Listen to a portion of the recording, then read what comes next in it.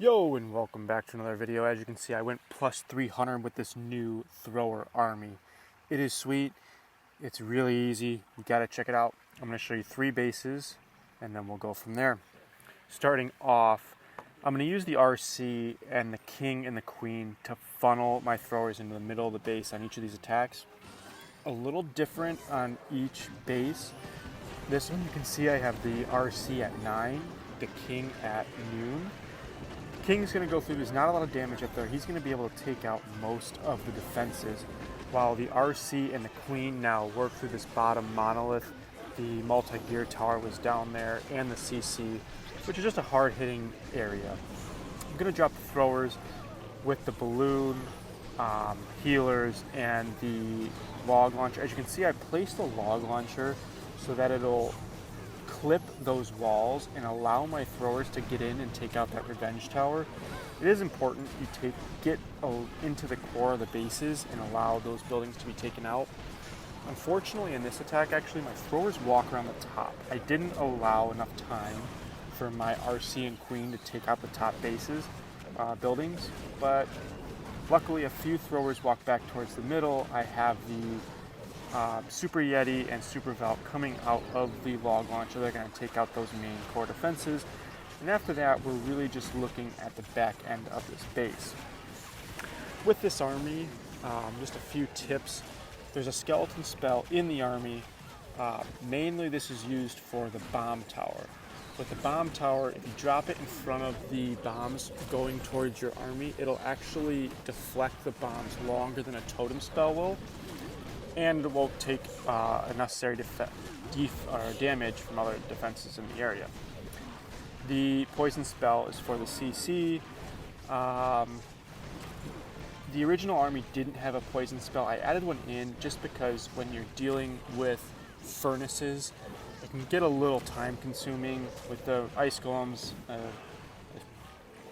the poison doesn't really do much, but it's really for those furnaces. As you can see, the first attack wrapping up. Let's look at a different style base, a ring base. Now these are becoming extremely common in Legends, and they're kind of annoying to deal with.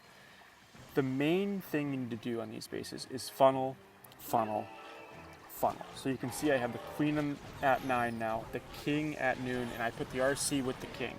Just because the king is not going to be able to get into that expo compartment and other compartments along that side, and therefore the throwers could walk, whereas the queen should be able to shoot in, and if I protect her enough, we'll be able to take out those defenses. Throwers in behind, healers again, log launcher to get us into the core, and really we're just using the totem spells on the main hard-hitting splash and single target defenses. So that would be your fire spitters, your scatter shots, your Rico cannons, monolith, and multi-gear tower. Revenge tower, of course. And I guess if there's any single target infernos, but otherwise, and the guardian. The guardian can take out a huge amount of throwers if you aren't careful, so make sure you get him distracted by a totem spell as well. But I'm just going to fast forward to the rest of this attack because it's crushed. Once the throwers get into the core, I mean, really there's nothing the base can do. All the defenses are gone. As you can see, King's still up, RC's still up. Maybe all of the throwers are still alive. It is crushed. Moving on to the final base style. It's kind of like a diamond style, I would say. Again, I'm looking at the 6 o'clock compartment, or 9 o'clock compartment, sorry. And I see a lot of damage there. I see the multi-gear, the revenge tower, the CC. So I really want to funnel well and get my troops going into the core. The top compartment, there's not a lot of damage. We have a Rico cannon, an archer tower, and an expo that's going to target on the queen. But other than that, she should be able to really take that compartment out. So I dropped the RC, popped the ability right away. So she's already created a great funnel at the top. And now I drop the throwers in with the wall breaker and the log launcher. And that's going to create a path to the core. King down at 9, he's just going to create a funnel and make sure that the throwers don't walk up towards these defenses, or so I thought. And this defense attack, it's actually pretty close. a little unlucky with my thrower pathing. You can see they walk towards the top here, take out the scatter shot, take out the multi-inferno tower, and then decide instead of walking around towards the town hall, which is wide open, they beat on a wall. And they open up the compartment to get to the expo and stuff like that.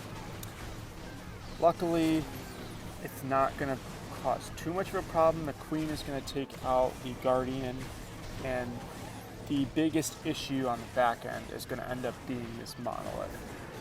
I didn't save any totem spells. I really should have. I drop it early to try and save the queen, and she beats on a wall and gets destroyed anyways. So, kind of a waste. You can see the warden is what happens. He gets targeted by the monolith, and really that is the big problem. Once the warden goes down, the throwers are in danger because the healers can't heal them up quick enough.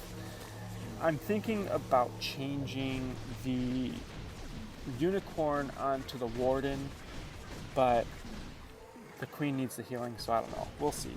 Right now, though, this attack strategy is absolutely killing it. Again, I went plus 300 with no practice, just went into Legends hits this morning after I saw someone post a replay of the attack, Professor in the CFF, and honestly, the attack is great. So here's the attack. I'll leave a link below, and let me know how you guys do on your attacks today. See you next time.